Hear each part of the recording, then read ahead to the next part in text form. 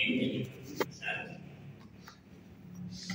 Yang pertama, nanti Prof. Firdaus itu harus membedakan antara at-tafsir dan al-istinbat. Kenapa saya tidak mengarahkan untuk Prof. Firdaus itu berpendapat? Karena ini bukan kajian istinbat, itu bagian orang syariah. Kita di IAT ini adalah kajiannya adalah tafsir dan fokusnya kepada dinamika penafsiran yang ada di Indonesia. Itu yang pertama. Kemudian yang kedua, Prof. Firdaus tolong dicatat. Juga saya menggarisbawahi apa yang tadi Ketua Prodi juga mempertanyakan kepada Prof. Firdaus. Tafsir itu adalah bayan muradillahi ta'ala dekat al basyariyah. Makanya tidak akan sama bagaimana sesuai dengan kecerdasan dan tadi latar belakangnya. Kebenaran tafsir itu relatif, tidak mutlak. Yang kebenarannya mutlak, absolut itu adalah ayat-ayat Al-Qur'annya. Makanya nanti Prof. Firdaus itu harus membedakan antara Islam dan pemikiran Islam.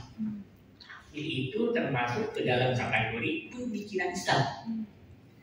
Pemikiran Islam itu al-fiqhul islami itu adalah ifradul aqli, ya, hasil daripada ijtihad atau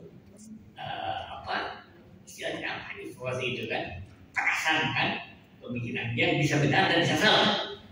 Dan kalau ayat Al-Quran itu mutlak itu ya. Kemudian yang sebenarnya bahwa itu tidak tapi ini hanya sekedar untuk menguatkan saya. Kira-kira menurut Prof. Firdaus di mana otak perbedaan dari para mufassir yang Prof. Firdaus itu teliti, mulai dari Abu Syukil sampai dengan Hasan Muhammad. Coba perbedaan, otak perbedaan, dasar daripada perbedaan. oh iya. Kenapa bisa berbeda? Betul. Tekniknya sama. Mereka sama, kenapa bisa berbeda? Iya. Kenapa bisa beda? Saya yakin ketika ada perbedaan muncul itu, sebetulnya kembali kepada kaidah at-tafsir muta'assir bisa mufasir. Jadi seorang mufasir itu dipengaruhi kalau bahasa ketika ngobrol dengan Prof. Bambang dipengaruhi oleh horizon yang melingkupinya.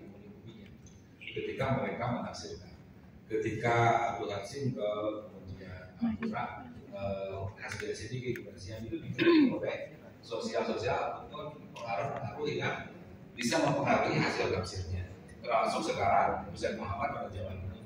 Sebetulnya Husain Muhammad juga ini adalah saya hanya menyebutkan bahwa ada beberapa yang berpendapat sama, misalkan di Luxor, kemudian Gus dan Mulia, termasuk juga di para pengajar di tokoh para Madinah, para pengajar. Tapi saya hanya perwakilan saja. Kenapa berbeda? Tergantung kepada horizon yang melingkupi kepada mufasir itu sendiri, berupa sosok baik itu sosial ataupun kehidupan para mufasir itu sendiri. Itu Pak. Ya.